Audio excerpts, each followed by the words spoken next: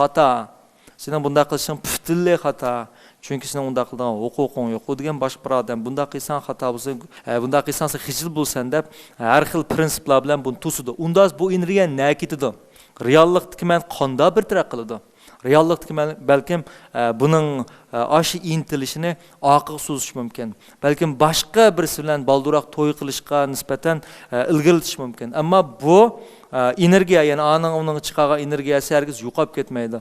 Yoki biroqlam uni o'rindamaydi. Qanday qildi desa, uni o'rindash uchun har xil amallar bilan buni masalan to'y qilish orqali, boshqa birisidan to'y qilish orqali bo'lsa-mu, uning bu energiyasini bir taraf qilish mumkin. Demak, biz odatda turmushda bir odam yashash jarayonida mana shu menning odatda o'zaro rol o'ynashi, o'zaro funksiya tuzish bilan yashab mangdigan gap. Unda odamning aslidagi qiyofati qaysi esa ibtidoiy ma'no oldi. Uning reallikdagi hozirgi holatini emas, ma'o. Uning ko'z qarashidagi o'zi kim bo'lsa, ma'o. Hamma odam ma'ning iskenchisi bo'yicha mangdi. Ma'ning talab bo'yicha bearam bo'ladi. Chunki har bir qatim talab o'rindalmasa, odamda bearamlik paydo bo'ldi. Ama reallikdagi menchi bo'lsa, mushkis o'ttirsida murassa qildi. Mushkis o'ttirsidagi kurashning o'ttirisi kirib qolgan bo'ldi. Ya'ni bizning ibtidoiy men bundaq qildi desa, prinsip men buni to'sdi, reallikdagi men mushkis o'ttirisi qilib murassa uchidi. Buni har xil usullar bilan nima qildi degan vaqtda bir taraf qildi. Shun Sigmund Freud bu xil nazariyani o'tirib qo'ygan nima dedi desa, kimning ego, ya'ni mushu reallikdagi ma'noti qancha kuchli bo'lsa, bu ikkisi o'ttirisiga munosabatni yaxshi tanishayalsa, u psixik sog'lom bo'ldi dedi. Agar u butunlay ma'ni skansiz kirib qolsa, eg'ib ketib qolsa, yoki eg'ib ketib qolgandaq bo'ldi desa, uni hayvoniy qismi eshib ketadi. U chaqda u jamiyatga bo'lsin yoki ma'lum o'zing rayoni bo'lsin, buzg'unchilik xarakterlik. U mandash aytgan yo'ldan chiqib ketgan holat hisoblanadi. Chunki bu buning iskansiz kirib qolgan vaqtda odam butunlay xato yo'lda bo'lib qoldi. Unda bo'lsa butunlay ma'ni iskansiz kirib qoldiganlar bor. Bular bo'lsa, bular jamiyat hammasini qo'rqaydi. Har qanday ish qilishdan jur'at qildi. Manda qilsam xato, anda qilsam xato, manda qilsam xato deb nurg'un xatolarni ishi kirib qoladi. Unda qanday bo'lsa normal bo'ldi bo'lsa, bu ikisi o'ttirishga munosabatni to'g'ri tushunib, to'g'ri bir taraf qila olgan vaqtda ondan bir odam o'zining sog'lom bo'lgan ro'yi kayfiyatini saqlay oladi. Şu biz şu bugungi darsni men so'zlab bo'lgandan sizlar mayli darscha o'zingni maktab jarayonida yoki bo'lmasa shu jamiyatga chiqish jarayonida o'zingizga 3 manga yaxshi diqqat qilsanglar, buni texmi yaxshi tushuna olasizlar. Sizlar zodi o'zingizning hayvoniy qismiga, ya'ni ibtidoiy ma'notiga bekarak berilib ketib boramsizlar. Yoki o'zingizning prinsipdagi avliyo qismiga bekarak berilib ketib boramsizlar. Bu ikkisi o'rtasidagi munosabat cho'qim tanishish kerak. Eng sog'lom odam qanday desa, mushuni kuchaytirish. Yani bu ikisi o'rtasidagi muvozanatni. Unda ma'nodagi mazmunlarga nima ta'sir qildi? Buning mazmunlarga birinchi qo'l ta'sir qilgan ota-ona.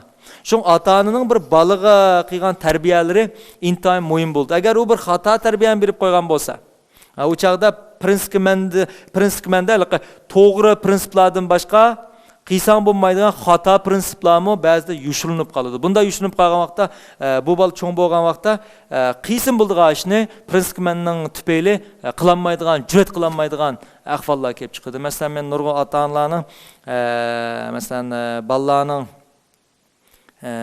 kiyim masalasi bilan jiqaplashib oldiganligini jiq ko'raman. Masalan, kiyiming mehnat bo'lib kelsa bo'lmaydi deygan. Unda esa prinsip menga qandaq bir mazmun qaytilsa, kiyim mehnat bo'lmaydi dedi. Unda olsa ibtidoiy menchi bo'lsa, mehnat qil, sen shundoq to'xtamay u yerda o'yna yoki daraxt yamash yoki dumlab o'yna deb huzurga boshlaydi bu munosabat qanda. Maç olsa kiyim mehnat bo'lmasa, unda qilsan bo'lmaydi dedi. Unda qaysi to'g'ri? Demak, bir bolaning hozir kiyimini mehnat qilish to'g'rimi yoki prinsip men bo'yicha kiyimini mehnat qilmaslik to'g'rimi deganda, bu albatta kiyimini mehnat qilgani to'g'ri. Nemish kiyimini mehnat qilgani to'g'risi, bir kiyimini mehnat qilgan bola nimani tushuntirib tursa, uning muhit bilan bo'lgan aloqasining kuchayotganligi, uning muhitga bo'lgan tushunchasining kuchayotganligi, harakatining ko'p bo'layotganligini tushuntirdi. Bundaq bolalar uchun cho'ng bo'lgan vaqtda uning dunyo ko'z qarashi bo'lsin yoki qimmat ko'z qarashi bo'lsin, ilg'orroq bo'ldi.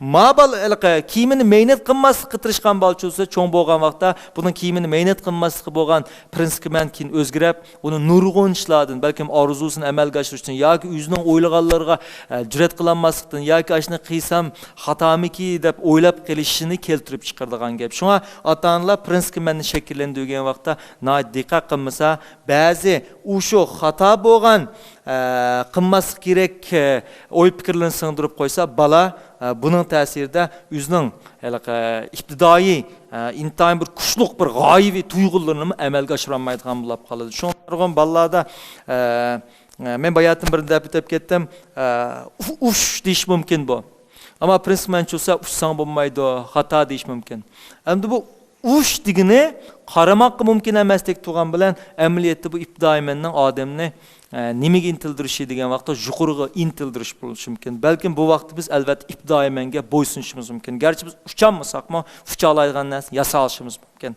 Shunga bu kishisiga qandoq bir taraf qilish, qaysiga ba'zida bo'ysunish, qaysini ba'zida rad qilish bu bek muhim narsa. Agar siz butunlay ma'noni kirib qolsangiz, men bayatnim hech nima qila olmaydigan bir holat bir Bırakılmanın kirib qalsınız bo'lsa, doimlam chataq terib qo'ydigan xato ishlarni, bularni manda ochib qo'ygan vaqtda badiningiz, ro'yitingizni boshqarib qo'ydigan ahvollar kelib chiqadi. Masalan, ma bir ot bo'lsa, ma chavandoz, ma ro'yitimizda ma badan. Bu at minib ketib bordi chavandoz bu atni. Bu to'g'ri, chunki ma chavandoz ma badanni yetaklab mangdi. Agar navodi kerak bu manda bo'lib qolsa, ya'ni chavandoz ostida ot ustida bo'lib manda minib qolsa, bu xato bo'ldi. U chaqda badan chavandozni holsizlantirib yoki bo'lmasa ig'ir darajada yorlantirishi mumkin. Shunga biz o'zimizning ehtiyojlarning zodi ibtidoiy mendan kelyapti, prinsipmanda kelyapti, qaysi ehtiyojlarimiz to'g'ri, buni cho'qim to'g'ri yetaklab, to'g'ri tushunib menishimiz kerak. Mesela men bir misal ko'rsam, akuraytlarni misal qilsam, akuraytlarning hikoyasida mesela ayıpran keşif qilgan. Bular aslida padchi.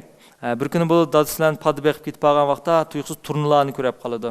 Bular so'raydi dadisidan, dada turna nega ketib bordi deganda, dadisi bu bolalarga turna jannat ketib bordi balam deb qo'ygan. Shunda vaqtda bu bolalar nima degan desa, unda bu turnalar opam bayaga bordi ekan degan. Dadisi to'g'ri opang bayaga bordi deb qo'ygan xolos. Endi akuraytlarning mushu vaqtdagi huzur men nimasi opsini ko'rash. Chunki opsini ko'rashmi huzur. Unda prinsip men nim qildi desa, sen ko'ranmaysan.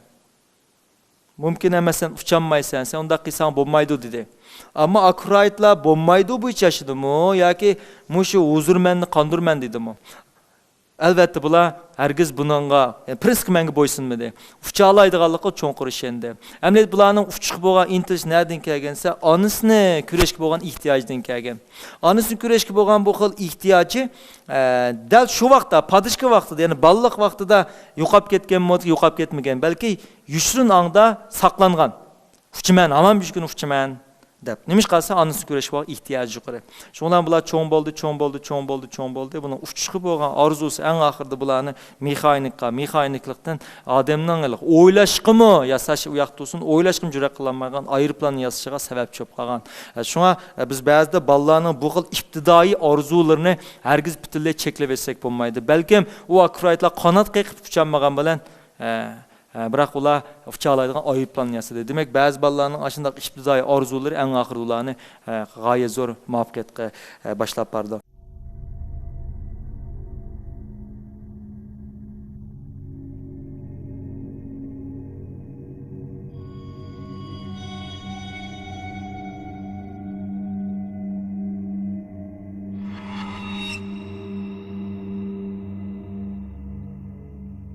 Endi men sizlarga so'zlab, keyin buni hozir so'zlab turganim nima degan vaqtda normal sharoit ostida men bayatimda har xil maskalarda yashaydi, u ibtidoiy holatini yushirdi dedik. Unda esa ibtidoiy holatini yushirish uchun boshqa ifodalash kerak. Chunki ibtidoiy menning chiqargan har bir ehtiyojning o'zi bir energiya. Bu yo'q qilib o'tmaydi buni. Faqat burmilib o'tadi, boshqa yoq urib o'tadi yoki o'zgartirib o'tishi mumkin. Unda bo'lsa mush orqali odam o'zining aslidagi holatini yushirib qoladi. Menda chiqayotgan maskalarni taqab yashaydi. Unda men tuanda sizlarga odamlar ko'p ishlatgan 5 xil maskani tushuntirib manaman. Muş 5 xil usulni bilib olganda sizning o'zing aloqa qilayotgan odamlarga bo'lgan tushunchanglar, eng muhimi o'zingizga bo'lgan tushunchanglar eshib bordi. Bu xil 5 xil niqob yoki 5 xil mudofaa mexanizmi deb qo'yamiz. Qaysi esa sublimatsiyalash, yo'tkash, proksiyalash, inkor qilish, ta'tir ifodalash. Ammo sublimatsiyalash degan nima esa, sublimatsiyalash deganimiz o'zdagi ba'zi xiyollarni, energiyalarni, mayli g'azab bo'lsin yoki muhabbat bo'lsin, uni boshqa yoqqa yo'tkitish. Masalan, akroitlarning onasini sig'inishga bo'lgan bir xil kuchliq ehtiyoji, onasini ko'rishga bo'lgan ehtiyoji. U ko'ranmaydi onasini. U mumkin emasda. Prinsip men uni dedi-da, sen onani ko'ranmaysan dedi. Ammo u onamni ko'raman dedi. Unda reallikni men qanday qildi? Buni boshqa bir sohaga yo'tkib etdi. Ya'ni u bo'lsa-mu kuchli bo'lgan qizg'inlikqa, ayirplan yasashga o'tkaziydi. Yakomis men bunda tushundiray. Men siz bilan gap talashib qoldim. Siz mendan kuchliq, siz meni tilidingiz. Meni shunda ochig'im keldi. Men sizni berib urmoqchi bo'ldim. Biroq men uranmayman. Nima ish qildingiz? Siz cho'ng, kuchliq. Bunda vaqtida men qanday qilishim kerak? Men shunda o'g'im keldi, biroq siz qarasam cho'ng. O'g'im keldi, biroq siz qarasam turib qoldim. Unda esa bu energiya shekli. Bu energiyani nega gapirma? Balki men darhol uyga berib ma'lum kitoblarni yetib yetishim mumkin.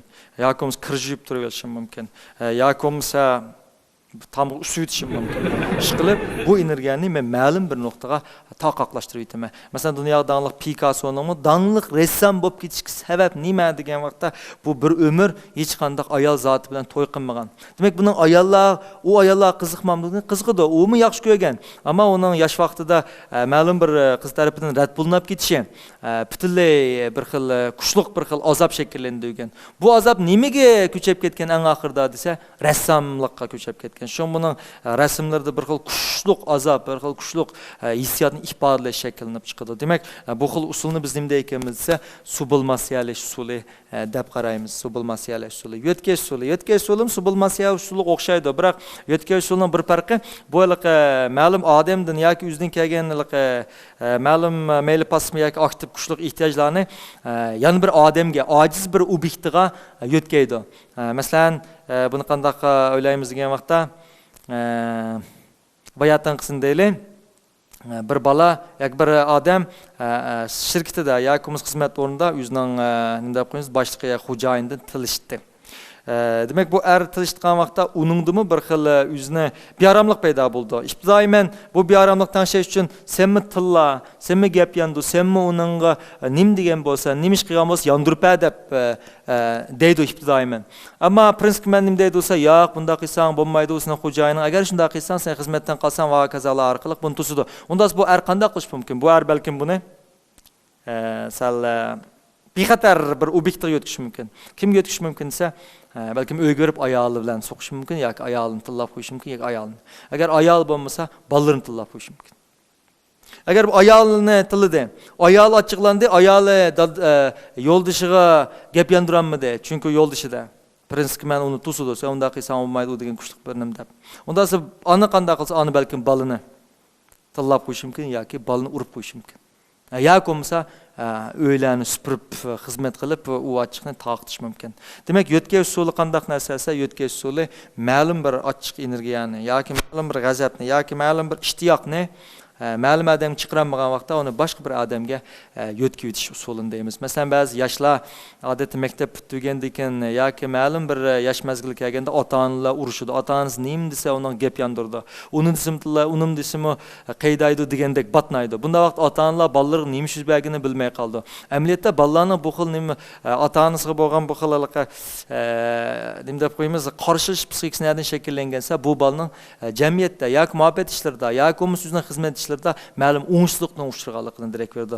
Yoshlar jamiyatda ma'lum o'ngishliq uchirgan vaqtda bu o'ngishliqni bevosita shu manbaga bevosita chiqarolmaydi. Nima chiqardisa, uningga bexatar bo'lgan obyekt. Uningga shu vaqt eng bexatar obyekt nimasi? Ota-ona. Ota-onaga buni chiqarib ifodalaydi. Shunga ota-onalar bolalarining mushkul holatini o'ylagan vaqtda hargiz buni ko'ngli qilib kesolmaydi. Buni chuqur to'g'ri tushunib, bolasining shu vaqt ro'y kayfiyatining nacharligi, uning ma'lum bir ishda o'ngishsizlik uchrayotganligini bila olamiz.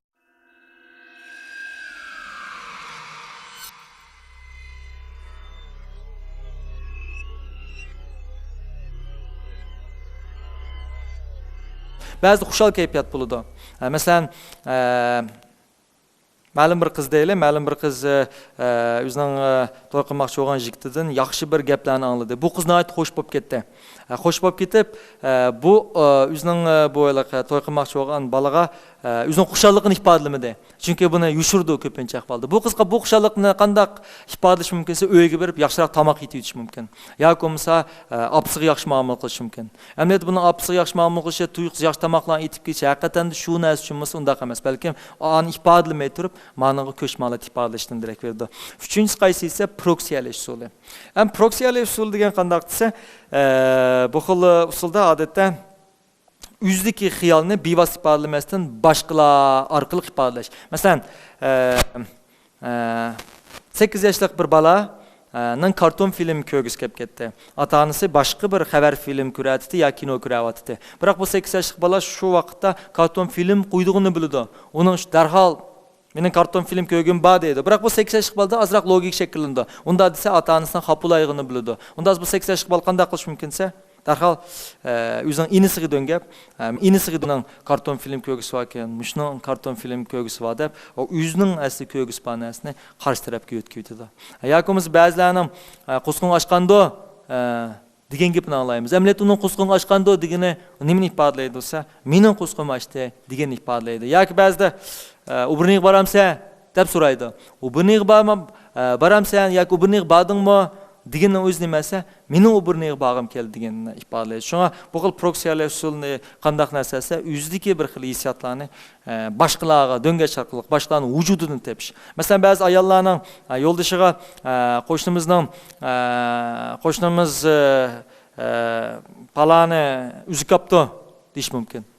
Unda ise yo'ldoshi bu vaqt nimda javob berish mumkinsa, sen haqning shular nima qaring deyish mumkin. Amaliyotda bu ayolning qo'shnimiz uzib qopdi yoki qo'shnimiz menda qilibdi degani amaliyotda mening ashunda qiyg'im bor demoqchi. Buni nimaga döngaydi degan vaqtda darhol yoki bo'lmasa bu ayolning tomoq etkisi kelmay qoldi.